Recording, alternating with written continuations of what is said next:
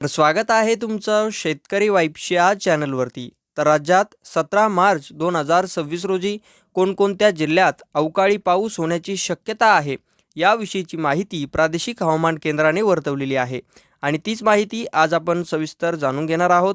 त्यामुळे हा व्हिडिओ शेवटपर्यंत नक्की पहा आणि माहिती आवडल्यास आपल्या चॅनलला सबस्क्राईब करून या व्हिडिओला एक लाईक नक्की करा. तर तुम्ही पाहू शकता हा आहे तो नकाशा आणि हा नकाशा आहे 17/3 म्हणजेच 17 मार्च 2026 रोजीचा, की ज्यावरती प्रादेशिक हवामान केंद्राने अवकाळी पावसाचे अपडेट्स हे दिलेले आहेत.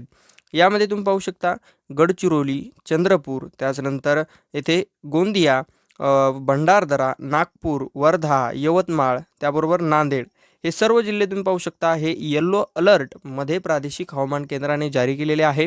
म्हणजेच या जिल्ह्यांमध्ये अवकाळी पाऊस होण्याची शक्यता व वेगवान वारे वाहण्याची शक्यता प्रादेशिक हवामान केंद्राने वर्तवलेली आहे.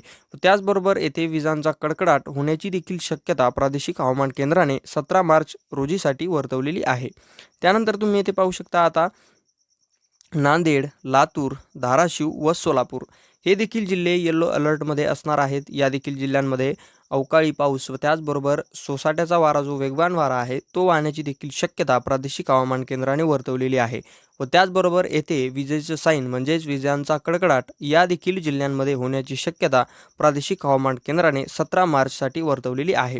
त्यानंतर आता पुढील जिल्हे की जे फक्त ग्रीन अलर्टमध्ये आहेत, पण त्यामध्ये विजेचं साईन हे कंपल्सरी देण्यात आलेलं आहे. त्यामध्ये कोल्हापूर, त्यानंतर सांगली, सातारा, पुणे, त्याचबरोबर अहिल्यानगर, छत्रपती संभाजीनगर, जालना, परभणी व बीड व त्याचबरोबर हिंगोली हे सर्व जिल्हे तुम्ही पाहू शकता. या जिल्ह्यांसाठी देखील ग्रीन अलर्ट हा प्रादेशिक हवामान केंद्र मुंबई यांनी जारी केलेला आहे.